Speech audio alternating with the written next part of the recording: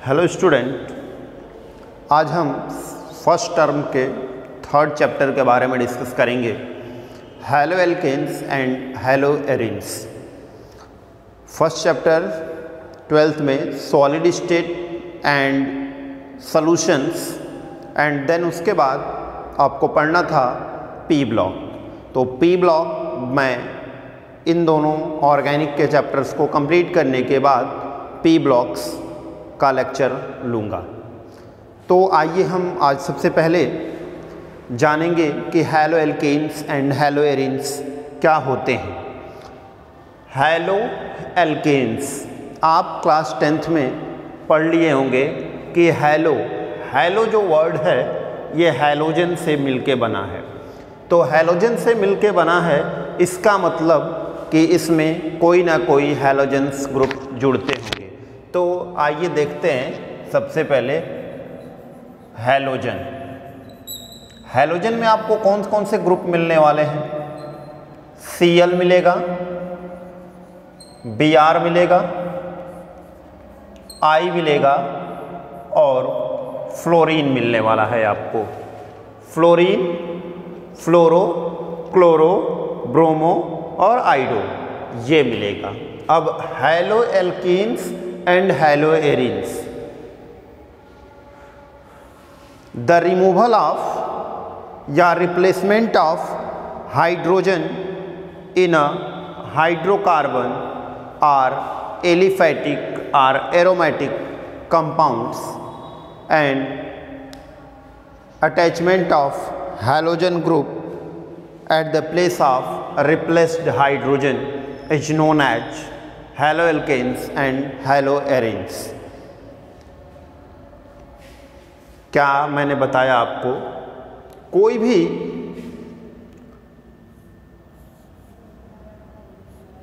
RH है और यहाँ से जब एक हाइड्रोजन यहाँ से निकल जाएगा और इसके जगह पे कोई यक्स जुड़ जाएगा तो फॉर्मेशन हो जाएगा हमारा R यक्स का।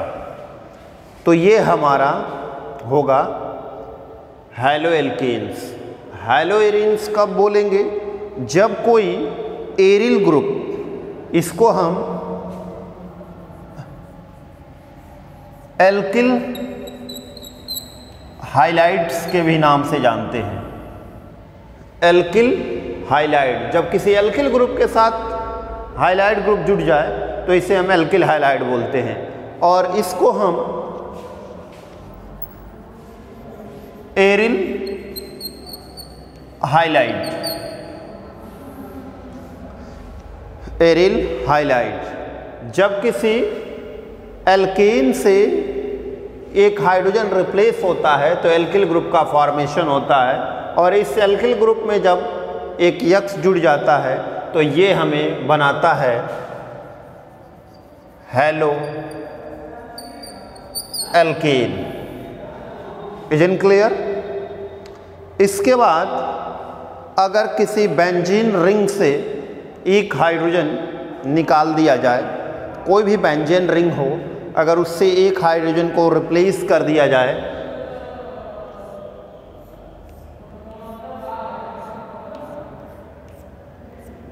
बेंजीन के हर कॉर्नर्स पे हाइड्रोजन एग्जिस्ट होते हैं, क्योंकि आपको पता होगा कि बेंजीन का फार्मूला C6H6 होता है,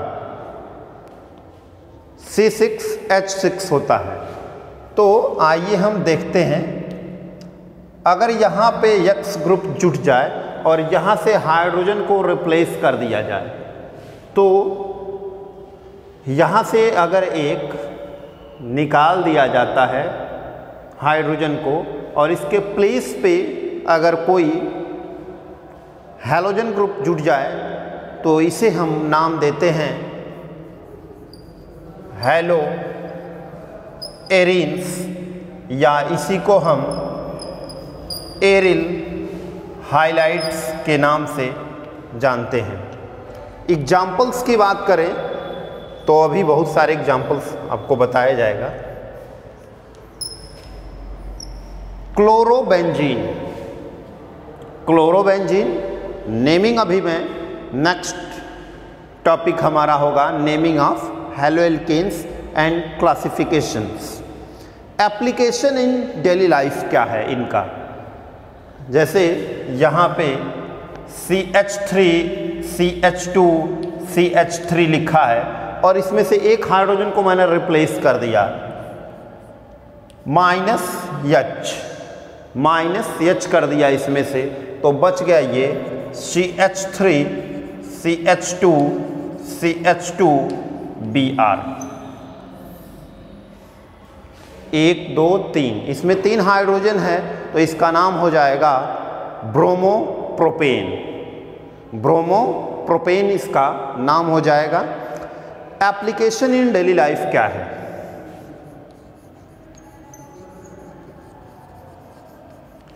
application in daily life. Application in daily life की बात करें तो बहुत सारे इसके एप्लीकेशंस हैं। हाइब्रिडाइजेशन अगर आपको इसमें कोई पूछ देता है तो यहाँ पे sp2 और यहाँ पे आपको हाइब्रिडाइजेशन sp3 मिलेगा। जो यहाँ पे कार्बन है ये डबल बॉन्ड से जुटा है इसलिए ये sp2 है, और ये यहाँ पे जो कार्बन होगा वो केवल सिंगल बॉन्ड से जुटा होगा तो यहाँ पे हाइब्रिडाइजेशन sp3 होता है। आपको ये क्लास 11th में केमिकल बॉन्डिंग्स चैप्टर्स में मैं बता चुका हूँ, तो वहाँ से आप इस चीज़ को देख सकते हैं या जान सकते हैं। Application in daily life, chlorine containing compounds बहुत सारे हैं, जैसे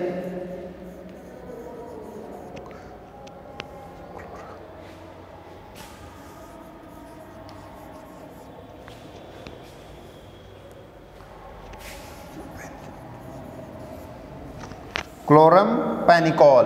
क्लोरम पैनिकॉल्स जो है इसका यूज टाइफाइड फीवर में किया जाता है।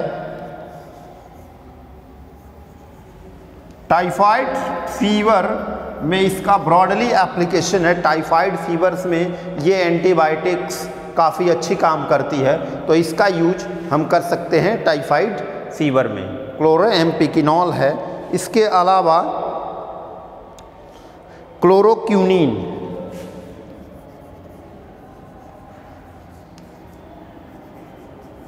क्लोरोक्यूनिन भी जो होती है इसका यूज मलेरिया के ट्रीटमेंट्स में किया जाता है। हैलोथेन, हैलोथेन का यूज एनेस्थेसिया में किया जाता है। हैलोथेन का यूज एनेस्थेसिया में किया जाता है। इसका यूज मलेरिया में किया जाता है और हैलोथेन का यूज एनेस्थेसिया में किया जाता है।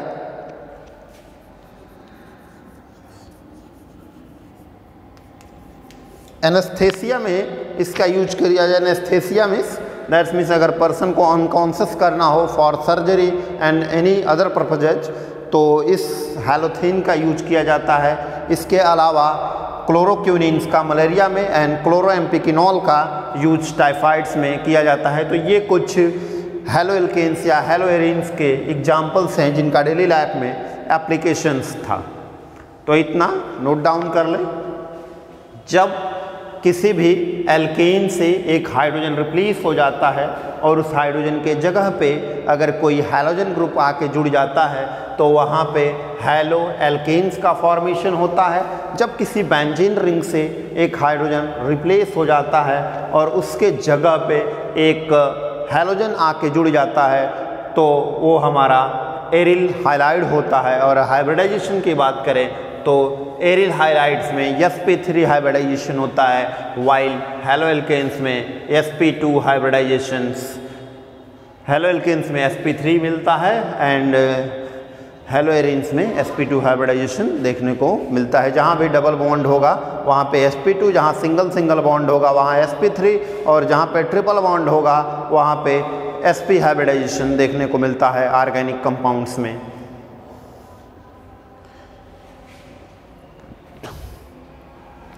Classifications of हैलोएल्केन्स।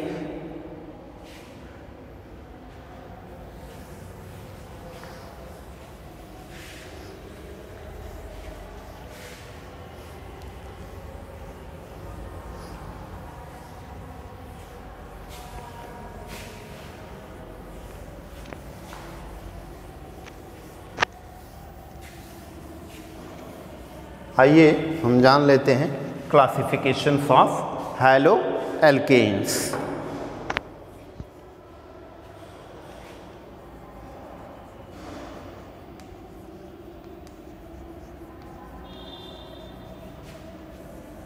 Classifications of halo alkanes and halo arenes, और ये क्लासिफिकेशंस होगा on the basis of number of atoms of halogen.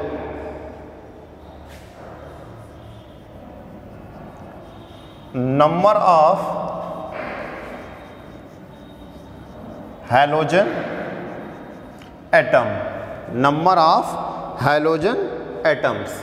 Classification का बेस क्या रखने वाले हैं हम इसमें? सबसे पहला जो on the basis of classification हम पढ़ने वाले हैं उसमें नंबर ऑफ हैलोजन एटम्स को पढ़ने वाले हैं। तो हम देखेंगे कि क्लासिफिकेशंस को number of halogen atom.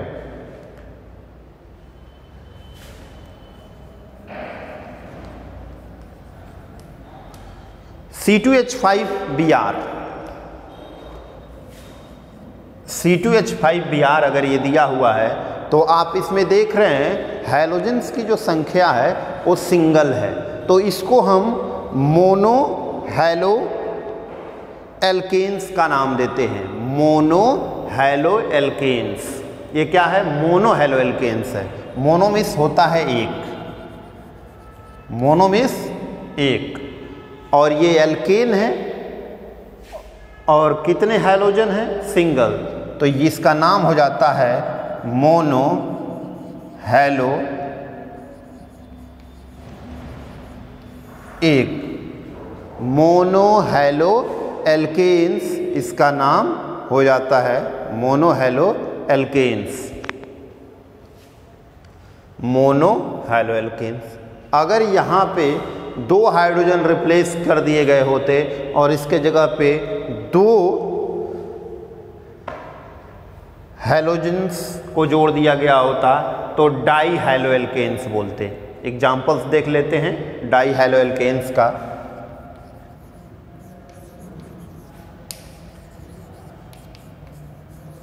Die hello alkanes, ये एग्जाम्पल है डाई हैलो एल्केन्स का।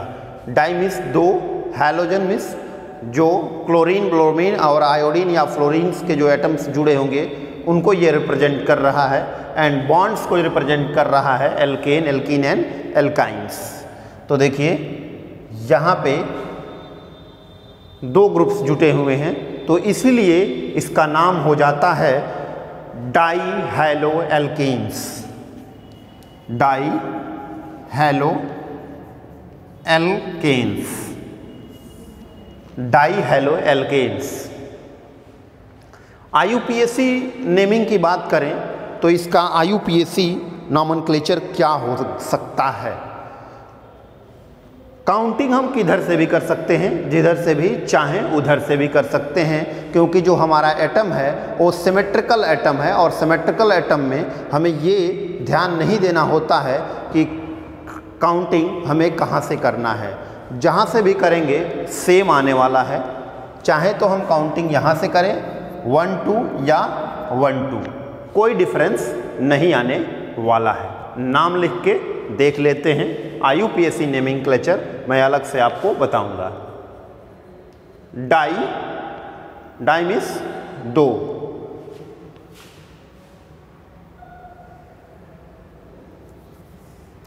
One two die bromo ethane, इसका नाम होने वाला है 1,2 डाई ब्रोमो इथेन।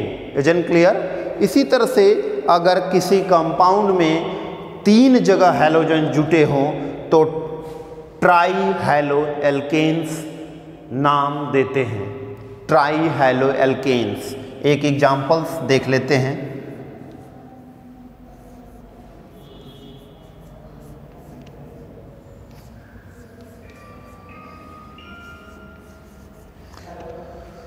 1 2 3 4। नाम क्या हो जाएगा? जिधर से चाहे उधर से काउंटिंग करें, कोई बात नहीं है। इसमें भी 1 2 3 1 2 3 हर जगह से काउंटिंग सेम आ रही है। तो नाम इसका IUPAC अगर नेमिंग की बात करें, ये क्या है? ट्राई हेलो एल्केन्स, ट्राइमिस। इसको किस क्लासिफिकेशन के बेस में रखा गया है? एटम के आधार पे, ट्राई हेलो एल्केन्स। अगर IUPAC नेमिंग की बात करें तो हो जाएगा 1 2 3 ट्राई क्लोरो प्रोपेन। इसका नाम हो जाता है 1 2 3 ट्राइक्लोरोप्रोपेन। तो इस तरह से ये नंबर ऑफ एटम्स के आधार पे इनको हम जनरली 3 क्लास में बांटा गया है, मोनो, डाई एंड ट्राई। और ये मोनो, डाई, ट्राई रिप्रेजेंट कर रहे हैं नंबर ऑफ हैलोजेंस को। Is in clear? इसी तरह से सिमिलरली हम किसी भी बेंजीन ग्रुप के साथ कर सकते हैं। तो एग्जाम्पल्स मैं ना बता देता हूं आपको। X, ये एक जुटा है तो ये क्या है? मोनो हेलो एरीन्स है। एरीन है।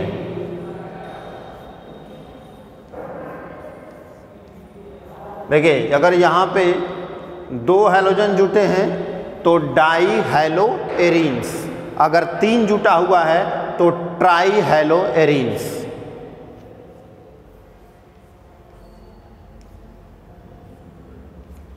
इसको ट्राई हेलो एरीन्स नाम देंगे।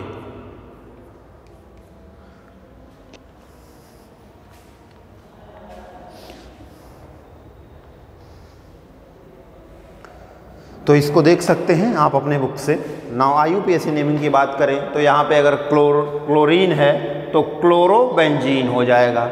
अगर इसकी नॉमेनक्लेचर IUPAC की बात करें तो 1 2, यहाँ पे भी क्लोरीन है और यहाँ पे भी क्लोरीन है तो नाम हो जाएगा 1 2 dichlorobenzene.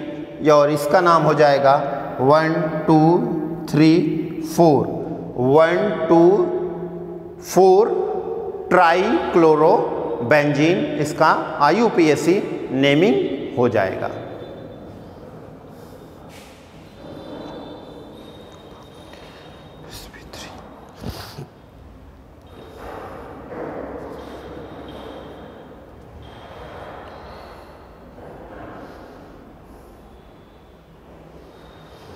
Compound containing sp3 hybridise.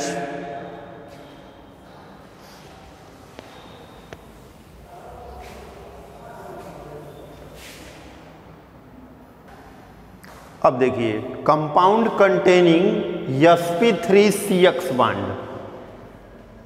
कुछ ऐसे कंपाउंड्स होते हैं जिसमें sp3CX बॉन्ड पाया जाएगा। माने हाइब्रिडाइजेशन जो होगा कार्बन और हैलोजेंस के बीच वाले एटम्स में, वहाँ पे हाइब्रिडाइजेशन sp3 पाया जाएगा। तो इनमें कितने क्लास हो सकते हैं? तो सबसे पहले हैलो एल्कीन्स को देख लेते हैं। पहला क्लास है हमारा हैलो एल्केन। सबसे पहले हमें पढ़ना है हैलो एल्केन्स। अब हैलो एल्केन्स में आपको मैं एक चीज़ यहीं पे बता देना चाहता हूँ, प्राइमरी, सेकेंडरी और टर्शियरी, कि वहाँ पे प्राइमरी, सेकेंडरी और टर्शियरी को कैसे पहचानेंगे। जैसे मान लीजिए कि यहाँ पे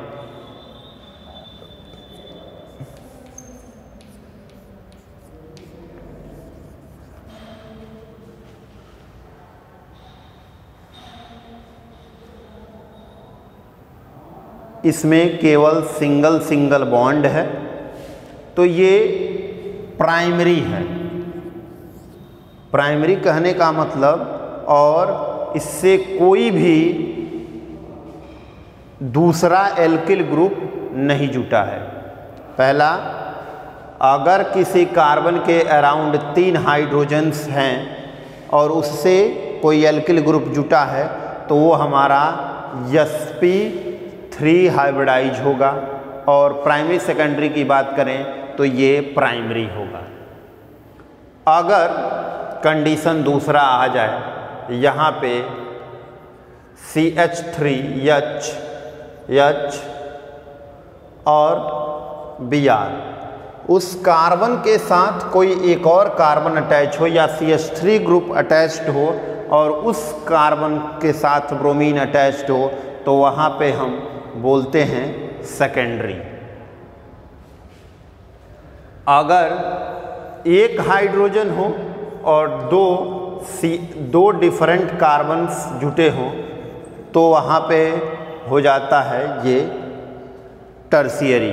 हाइब्रिडाइजेशन की बात करें तो तीनों में हाइब्रिडाइजेशन क्या होगा, sp3 हाइब्रिडाइजेशन पाया जाएगा। तो देखिए, सबसे पहला जिसका hybridisation primary secondary tertiary test कर रहे हैं, उसमें चेक कर लेंगे कि उस कार्बन पे कितना हाइड्रोजन जुटा हुआ है। अगर 2 हाइड्रोजन है तो सेकेंडरी, 3 हाइड्रोजन है तो प्राइमरी, और 1 हाइड्रोजन है तो टर्शियरी। दूसरा तरीका, अगर उसके साथ कोई भी अगर दूसरा कार्बन नहीं जुटा हुआ है तो भी वो प्राइमरी हो जाएगा। अगर कोई कार्बन वाला ग्रुप जुटा हुआ है तो सेकेंडरी हो जाएगा। अगर 2 डिफरेंट कार्बन ग्रुप्स जुटे हुए हैं तो टर्शियरी हो जाएगा। या दूसरा तरीका, 1 हाइड्रोजन है तो टर्शियरी, 2 हाइड्रोजन है तो सेकेंडरी, और 3 हाइड्रोजन है तो प्राइमरी। देखो, 1 है तो 3 है, 2 है तो 2 है, और 3 है तो 1 है। ऐसे भी याद कर सकते हैं हाइड्रोजन के संख्या के आधार पे। अब हम allylic halide,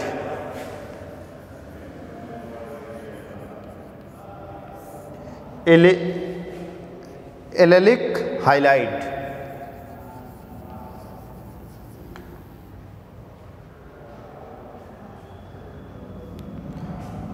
carbon carbon double bond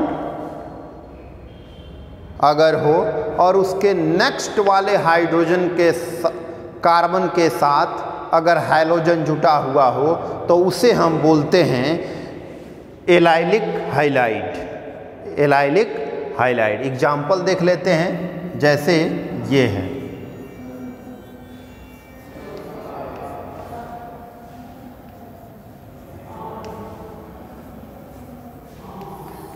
इस तरह का अगर कोई ग्रुप है तो उसे हम एलाइलिक हाइलाइड बोलते हैं। एनसीईआरटी में आपको यूं मिल जाएगा।